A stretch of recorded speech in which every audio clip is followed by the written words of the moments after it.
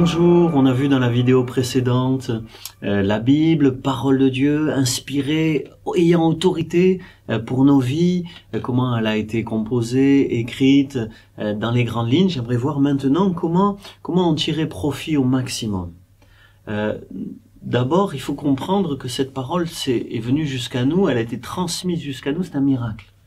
C'est une grâce extraordinaire de la voir. Il faut s'attacher à la Bible, il faut l'aimer.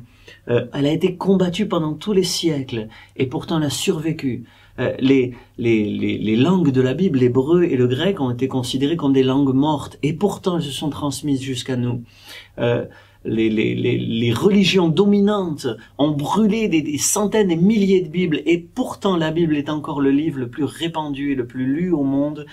Plus de 7 milliards de Bibles aujourd'hui diffusées dans le monde, largement plus que tous les autres livres, traduites dans je crois, plus de 2-3 000 langues, des extraits, etc., confirmés par l'archéologie, les premiers archéologues, les premiers théologiens, en tout cas au 19e siècle, avant le bond de l'archéologie au 19e siècle. Au tout début, ils contestaient l'autorité de la Bible et son inspiration, et pourtant les archéologues ont retrouvé des tas de sites et d'informations anciennes qui ont confirmé les Écritures. Bien sûr, le temps fait un travail d'usure et on ne peut pas tout retrouver, mais dans tout ce que l'on retrouve, on retrouve des choses conformes à la Bible. Alors pour bien la comprendre, il faut bien l'interpréter. Et si on veut la vivre, il faut bien la comprendre. Donc pour bien la comprendre, d'abord il faut interpréter la Bible par la Bible. C'est-à-dire il faut la lire dans son ensemble, il faut toute la lire. Elle est totalement inspirée. Souvent un texte qu'on ne comprend pas, c'est un autre texte qui va l'éclairer. Et donc il faut vraiment la prendre pour la parole de Dieu et la lire en entier. Le Nouveau Testament va éclairer l'Ancien Testament. L'Ancien Testament va fournir des clés pour comprendre le Nouveau Testament. Donc interpréter la Bible par la Bible. Deuxième conseil, interpréter en respectant le contexte. Le contexte est ce qu'on appelle les genres littéraires. Souvent un texte se comprend dans son contexte, ou sinon c'est un prétexte. Il ne faut pas sortir les textes de leur contexte. Et il faut bien, voilà, lire, t'as un verset, il faut lire les versets qui sont autour, essayer de comprendre tous les textes dans leur contexte. Respecter les genres littéraires, ça veut dire qu'il y a des histoires, donc là on les prend littéralement dans un déroulé.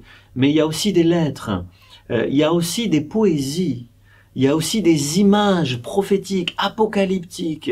Et chaque texte a ses caractéristiques littéraires, ça s'apprend, et au fur et à mesure, en connaissant la Bible, tu apprends à comprendre les caractéristiques de chaque livre, pour bien le comprendre et pas en déformer le sens. Des fois, il y a des images qui sont données, c'est des images. Pas les prendre toujours littéralement, les images. Par contre, il y a des paroles, c'est une lettre, les paroles directes qui doivent être comprises littéralement, donc respecter le contexte et les genres littéraires. Un autre conseil pour bien la comprendre, c'est d'interpréter la Bible pas de manière isolée, mais avec d'autres. Vous voyez, seul on fait des erreurs.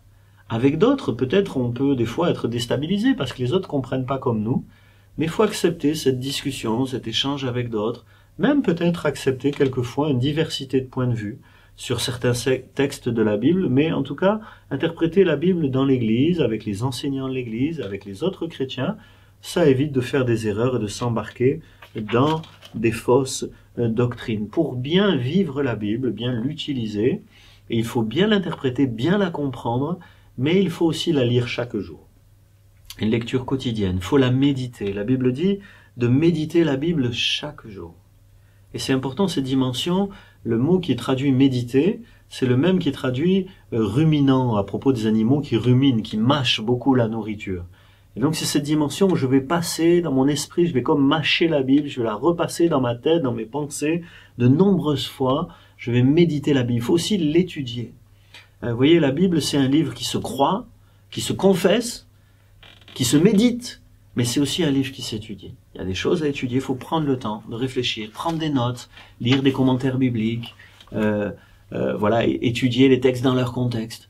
Il faut utiliser son intelligence. Dieu t'a donné une intelligence, c'est pas que pour faire de la science ou des études et obtenir un diplôme, c'est pour étudier la Bible, en la respectant comme la parole de Dieu. Il y a des outils pour étudier, comme des concordances, des commentaires bibliques, je l'ai dit, mais aimer Dieu de tout son cœur, toute sa force, de toute son intelligence, comme dit Jésus, c'est aussi étudier la Bible et utiliser son intelligence pour la comprendre de mieux en mieux toute sa vie. On n'a jamais fini de la découvrir.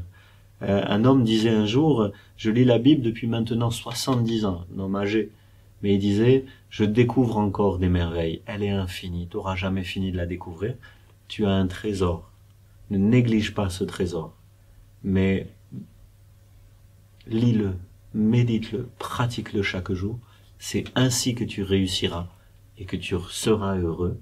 Josué chapitre 1, verset 8. Sois béni dans le Seigneur.